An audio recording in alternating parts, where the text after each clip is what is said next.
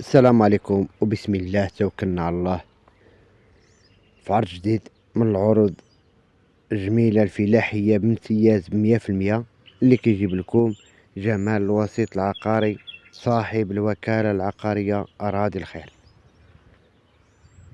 هاد النهار رحنا في إقليم ديال مدينة صفرو 3 هكتار صالحة للزيتون ب100% زائد الدالية زائد بزاف ديال الغرس اللي بغا يديرها. بالنسبة للمياه الجوفية الجيران حفروا عندهم الماء الله يسخر لهم ولا يكمل بالخير. وبالنسبة لهاد الأرض هادي اللي بغى ياخدها يجي يقلب الماء ديالو ويتسكل على الله اللهم يسر ولا تعسر. بالنسبة للورقات ديالها تيتر محافظة تيتر. وبالنسبة للطريق ما بعيداش بزاف على الناسيونال ديال فاس حتى ما كاملاش 200 متر و 300 هادشي اللي كاين بالتقدير قريبة بزاف ولا ما تكملش.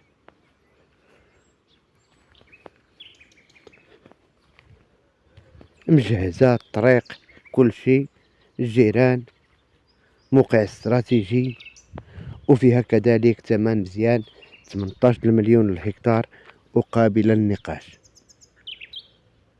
3 ديال الهكتار كلها لوطا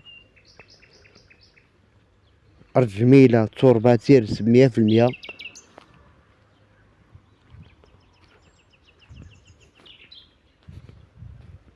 قريبة لفاس وكذلك صفرو وعلى الطريق ديال الناظور وجدة فاس.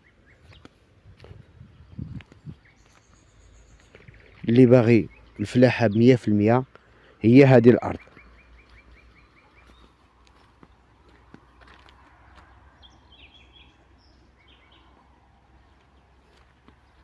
كما قلت لكم ما بعيداش بزاف على الناسيونال التربة ديالها مزيانة. وكذلك في هذه المنطقة هذه عندنا على الناسيونال ديال فاس 6 هكتار فيها 2 لتر على الطريق الكبيرة غادي تشوفوها في الاخير ديال هذا الفيديو. هذا راه كاين واحد المقطع ديالها اللي باغي يدير مشروع بحال مطحنة الزيتون بحال بومبا ديال المازوت بحال بزاف ديال بحال فريغو وكذلك الفلاحة لان كما قلت لكم كاينه 6 هكتار فصادة كبيرة على الناسيونال. هانتوما غتشوفوها في الاخير ديال الفيديو.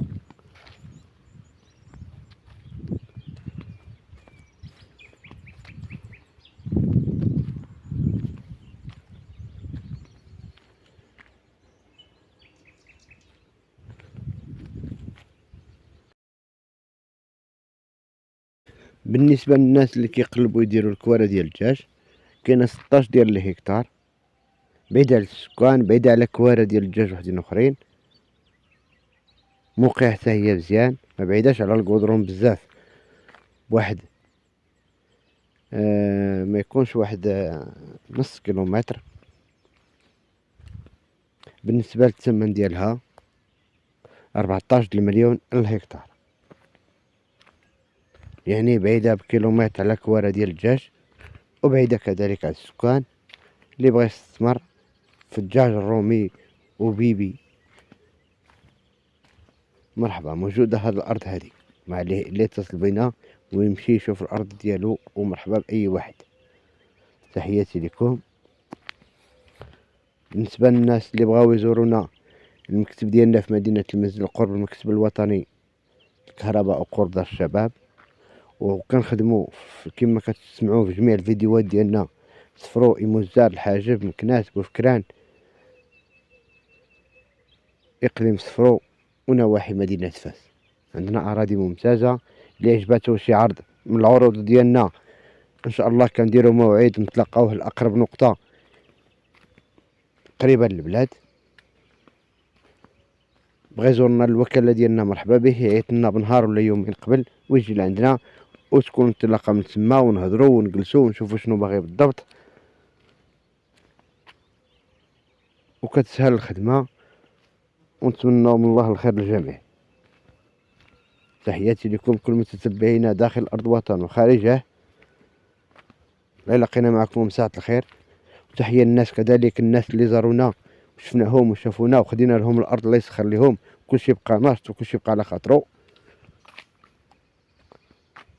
ان شاء الله الرحمن الرحيم. الله يسعدهم والله يسخر لهم كاملين. وكذلك تحية للناس اللي كيوصيونا على كل واحد وعلى العرض ديالو اللي عاش موصينا نقلبوا له، يعاودوا يتصلوا بنا، لان الحمد لله الكليان موجودين والناس كيعيطوا علينا بزاف ودائما خدامين. كانت الهوشه شويه يعاودوا يفكرونا في الطلبات ديالهم شنو باغيين، وها حنا معاهم ونبقاو على اتصال مستمر حتى يسهل الله. ما يقولوش بينما راه ما عيطنا شاي ولا ما قلبت لهم شاي ولا ما عيطت لهم شاي. يتصلوا ويقضوا الامور ومرحبا، عاود يتصلوا بينا ويفكرونا وما يكون غير الخير. يلا تبارك الله عليكم، ونتمنى نشوفوا في فيديو جديد ان شاء الله الرحمن الرحيم.